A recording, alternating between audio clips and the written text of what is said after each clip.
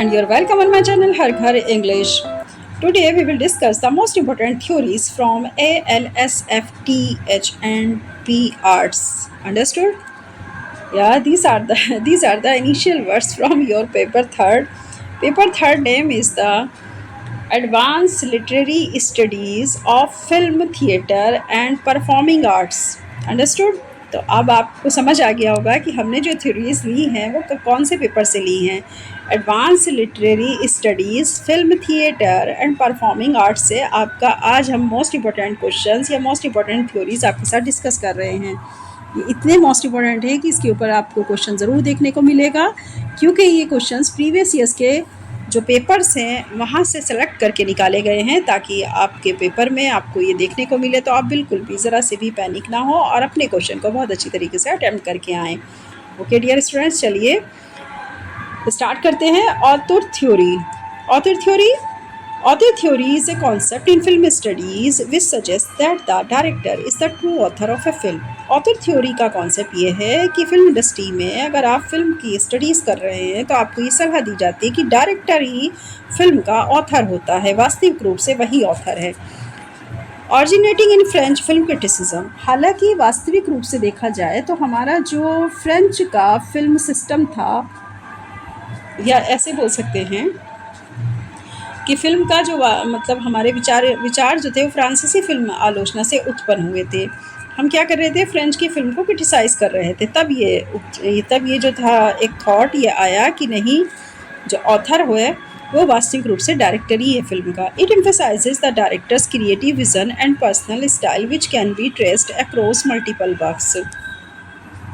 ये जोर देकर कहता है इस बात को, अगर हम देखें कि इसमें निर्देशक की रचनात्मक दृष्टि और व्यक्तिगत शैली पर बल दिया जाता है। मतलब जो हमारा निर्देशक है, जो डायरेक्टर है, उसकी क्रिएटिव विज़न पर, उसकी पर्सनल स्टाइल पर, और जिस तरह से वो मल्टीपल ट्रेसेस लेकर के वर्क को कर रहा है तो उस पर ज़्यादा ध्यान दिया जाता है। An author leaves a unique stamp on the narrative. आगे बोला जा रहा है कि ऑथर में अपने आप में जो ऑथर थ्योरी है वो क्या कह रही है, ऑथर अपनी फिल्मों में अपने सब्जेक्ट, अपने कथन और अपने चरित्रों के लिए वो अपनी छाप ज़रूर छोड़ती है। An author leaves a unique stamp on the narrative, cinematography, themes and characterization. मतलब ऑथर थ्योरी क्या काम कर रही है, एक यूनिक छाप छोड़ती है अपने नैरेटिव की, अपने सिनेमाटोग्राफी की, थीम्स की और कैरेक्टराइजेशन की। For example, Alfred Hitchcock is often considered an author because of his distinctive use of suspense, camera angles, and recurring motifs. This theory highlights how films can be studied as personal artistic expressions rather than mere collaborative industrial products. For example के लिए देख लेते हैं, Alfred Hitchcock का कहना यह है कि प्रायः ऐसा माना जाता है कि ऑथर थ्योरी क्योंकि अपने आप में अगर कहीं पर सीन सस्पेंस का है तो कैमरे का एंगल ज़रूर बदलना होगा, कैमरा भी उसी के अकॉर्डिंग काम करेगा, और फिर वो अपने रिकरिंग मोटिव को, यानी जो वो चाहता है उसे बार बार क्योंकि दिखाना है हमें, एंगल को बदल के तो हमें प्रतीक के रूप में उसे स्पष्ट दिखाना होगा। ये सिद्धांत फिल्म को केवल एक इंडस्ट्री नहीं मानता, ना ही उसे प्रोडक्ट को पेश करने वाला मानता है, बल्कि ये कहता है कि कलात्मक अभिव्यक्ति ज़्यादा ज़रूरी है। तो this theory highlights how films can be studied as personal artistic expression rather than mere collaborative industrial products. तो इंडस्ट्रियल प्रोडक्ट्स का हमको नहीं ज़्यादा यूज़ करना, मतलब हमें ज़्यादा पैदा नहीं करना है, बल्कि हमें आर्टिस्टिक एक्सप्रेशन के थ्रू फिल्म को स्टडी करते हुए दिखाया जाना है, ताकि फिल्म को अच्छी तरीके से स्टडी किया जा सके पर्सनल पर्सपेक्टिव में, आप ऐसे मान सकते हैं इसको। तो पर्सनल पर्सपेक्टिव में हम इसको ज़्यादा अच्छी तरीके से स्टडी कर सकते हैं। This is the author theory, most important question and most important theory for your exam. Okay dear students, चलिए अब आगे बढ़ने से पहले चैनल को जल्दी से जल्दी लाइक, सब्सक्राइब, शेयर कर दीजिए, ताकि हमें मोटिवेशन मिले, हम आपके लिए इसी तरह अच्छे अच्छे क्वेश्चन लेकर आते रहें। Next theory is mise-en-scene. Mise-en-scene. What is the mise-en-scene? Mise-en-scene means a French term meaning placing on stage. ये एक फ्रेंच टर्म है, यानी एक फ्रेंच का शब्द है जो कह रहा है आपसे सब कुछ लाकर मंच पर रख दो, कुछ भी छुपा के नहीं रखना। प्लेसिंग ऑन स्टेज मतलब ला करके कहाँ पे रखना है, स्टेज पर रखना है। In film and theatre, it refers to everything that appears in front of the camera, setting, lighting, costume, makeup and actors' movement. Film और थिएटर में वो रेफ़र कर रहा है हर चीज़ को, जो भी आपके सामने है, जो जितनी भी चीज़ें आपके सामने हैं, जिनमें कि आपके सामने आता है कैमरा, सेटिंग की जाती है कैमरे की, लाइटिंग की जाती है, कॉस्ट्यूम बनाए लिखे पहनाए जाते हैं अपने जो हमारे एक्टर्स या एक्ट्रेसेस होते हैं, मेकअप होता है और एक्टर का मूवमेंट होता है, तो सब कुछ आपको स्टेज पर दिखाना है। It plays a crucial role in creating the atmosphere and meaning of a scene. उनका कहना था कि जब हम प्ले के अंदर कोई भी एक मजबूत अपना जो है क्या करते हैं, सॉरी, ओके, तो जब हम एक क्रूशियल रोल करते हैं, यानी बहुत ही मुश्किल दिखाई देने वाला रोल करते हैं या भूमिका निभाते हैं जो कि हमारे वातावरण से मैच होनी चाहिए, साथ ही उनका कहना था कि उस तरीके का हमें एटमॉस्फेयर बनाना होता है ताकि अपने सीन के अर्थ को हम समझा सकें। For example the use of dim light can create suspense. अगर हम अपनी लाइट को डिम कर देते हैं तो इसका मतलब सस्पेंस क्रिएट हो रहा है। वाइल ब्राइट कलर्स में सजेस्ट जॉय और वाइब्रेंसी। अगर हम अपने कलर को ब्राइट कर देते हैं तो इसका मतलब खुशी का और आनंद का सीन आने वाला है। Directors carefully arrange mise en scene to communicate themes and emotion to the audience without words. Director हमारे जो होते हैं वो इसके माध्यम से बहुत अच्छी तरीके से अपनी थीम के माध्यम से कम्युनिकेट कर लेते हैं अपने जितने भी उनकी ऑडियंस होती है उनके साथ में, क्योंकि वो अपनी ऑडियंस को बिना बोले ही बहुत कुछ इमोशंस के थ्रू समझाने की कोशिश करते हैं माइजन सीन के अरेंजमेंट से। It combines both visual and symbolic elements, making it a central tool in storytelling and cinematic expression. ये it combines both visual and symbolic elements. ये पूरी तरीके से जुड़ा होता है। अगर हम इसको देखें तो मीज़ोसीन का उपयोग बिना किसी कम्युनिकेशन के हमारी भावनाएं व्यक्त करता है, क्योंकि हमने जैसा अभी बताया इट कंबाइंस बहुत विजुअल एंड सिंबॉलिक एलिमेंट्स। ये दोनों तरह से काम करता है, विजुअल भी और सिंबॉलिक एलिमेंट्स की तरह भी, जिससे हमारा जो सेंट्रल टूल है स्टोरी टेलिंग का, जो हम बताना चाहते हैं अपनी ऑडियंस को कि हमारी स्टोरी क्या है, तो सिनेमेटिक एक्सप्रेशन इससे निकल कर आता है। तो ये दोनों तरीके से काम करेगा आपके क्या चीज़, माइजन सीन। इसको समझिएगा माइजन सीन क्या है। जब हम किसी भी सीन को हमारा जो डायरेक्टर है वो दर्शाने की कोशिश करता है, दिखाने की कोशिश करता है, तो विजुअल भी और सिंबॉलिक एलिमेंट्स को यूज़ करते हुए दिखाने की कोशिश करेगा। स्टोरी टेलिंग का एक बहुत ही सेंट्रल टूल है माइजन सीन। यानी स्टेज पर सब कुछ ला करके जब तक आप नहीं रखेंगे तो हमारी ऑडियंस को क्या समझ में आएगा कि आप क्या करने वाले हैं। इसीलिए सिनेमेटिक एक्सप्रेशन अच्छा आए तो माइजन सीन का यूज़ किया जाता है। This is the French term and meaning is placing on stage. Understood? Next, montage in filmmaking. Montage in filmmaking theory. What is the montage? Is a film editing technique that involves piecing together separate shoots. Montage means होता है film की वो editing technique कहलाती है जिसमें छोटे छोटे टुकड़ों में हमने कई शॉट्स लिए होते हैं, फिर उनको एक साथ जोड़ दिया जाता है टू क्रिएट मीनिंग, रिदम और इमोशनल इम्पैक्ट। इनके अंदर इनके अर्थ को, इनकी लय को और इनके इमोशनल इम्पैक्ट को ध्यान में रखते हुए इनको एक जगह ऐड किया जाता है। Developed strongly in Soviet cinema by Sergei Eisenstein. सबसे पहले इसका विकास सोवियत सिनेमा में हुआ था और करने वाले थे Sergei Eisenstein. Montage demonstrates how the arrangement of image can shape interpretation.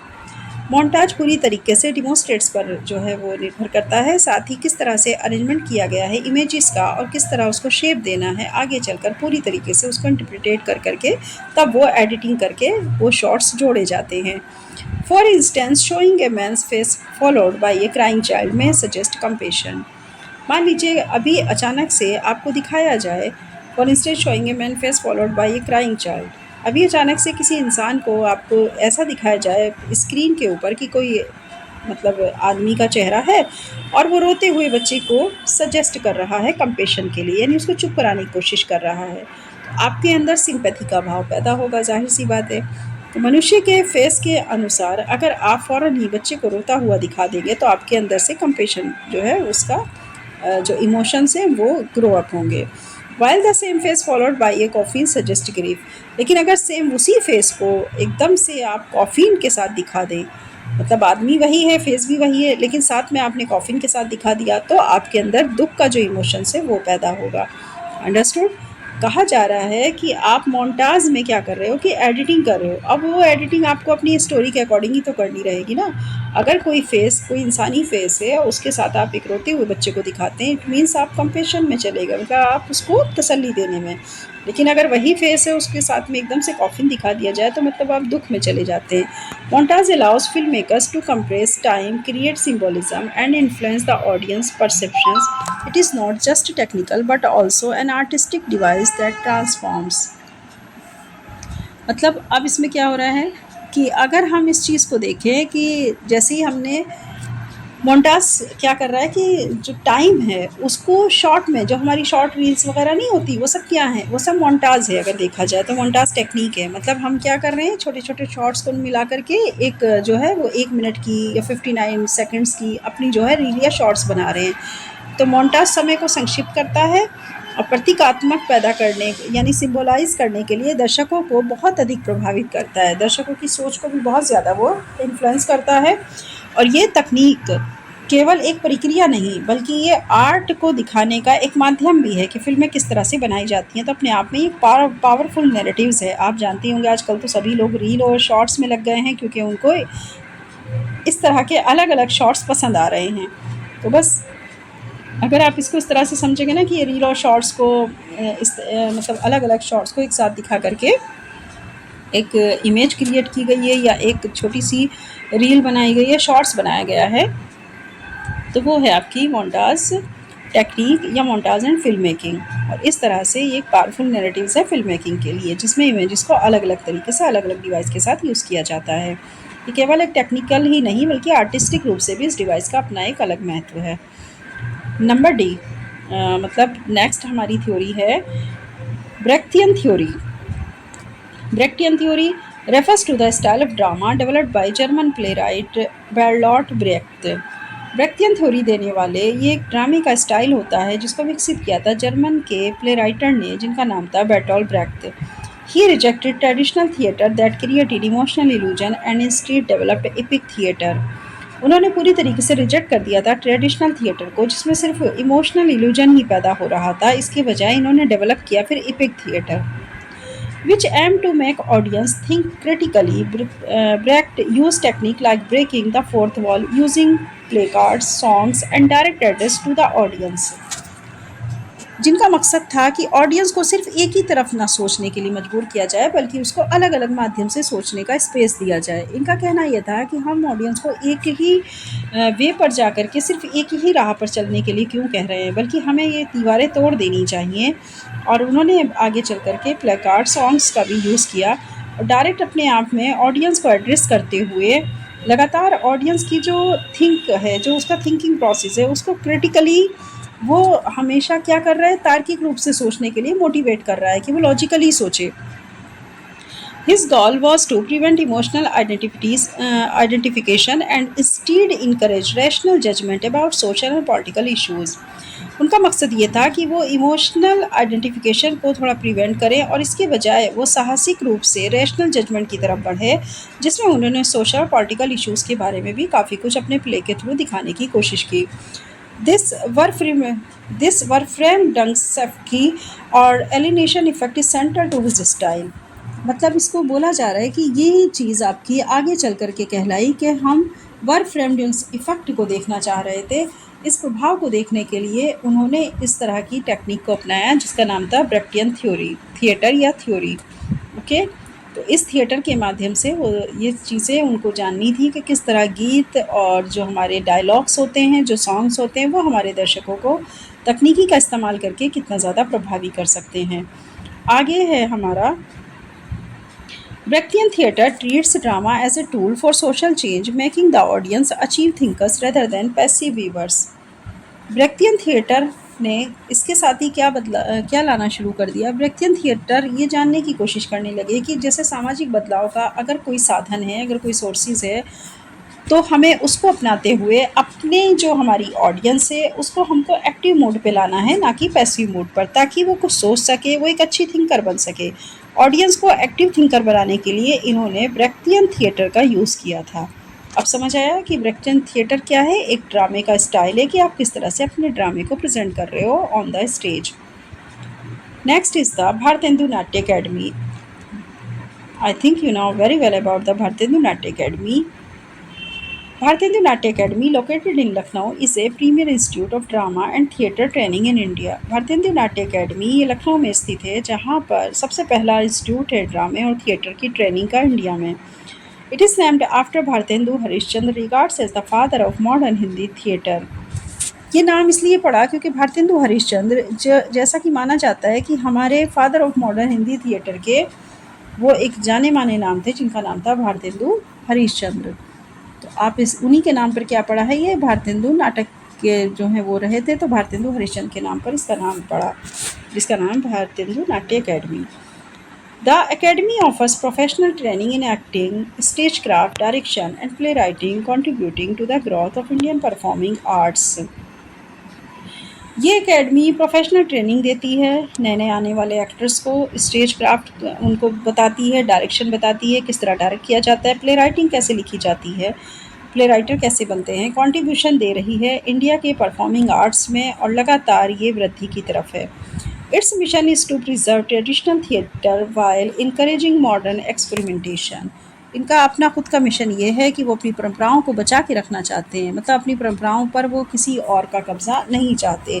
अपने थिएटर के माध्यम से वो अपनी परंपराओं को बचा के रखना चाहते हैं और साथ ही वो इनकरेज कर रहे हैं मॉडर्न यानी आधुनिक रूप से उनके एक्सपेरिमेंट हो रहे हैं कि किस तरीके से हम नए चीज़ों को जोड़ करके एक नया थिएटर या एक थिएटर का नया रूप ले सकते हैं. तो उनका उद्देश्य यही है कि पारंपरिक रंगमंच को संरक्षित करना और आधुनिक प्रयोगों को प्रोत्साहित करना. Through workshop, productions, and academic programs, the Bhartendu Natya Academy plays a vital role in nurturing creative talent and promoting Hindi theatre in India and abroad.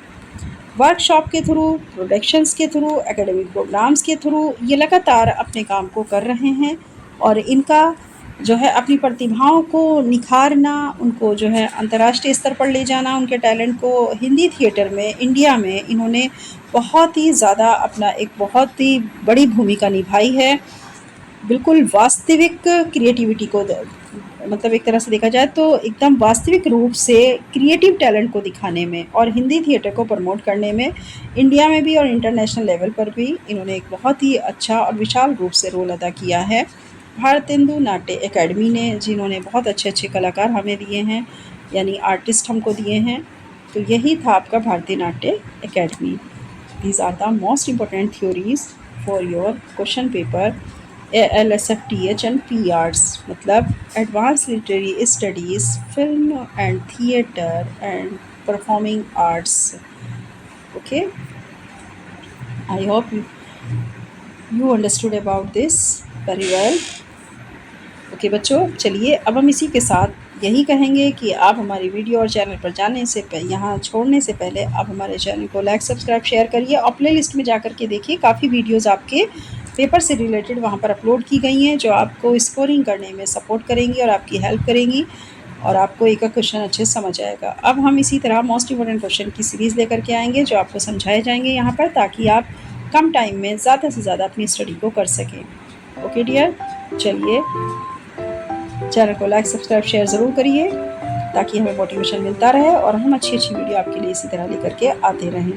Okay, all the best, stay curious.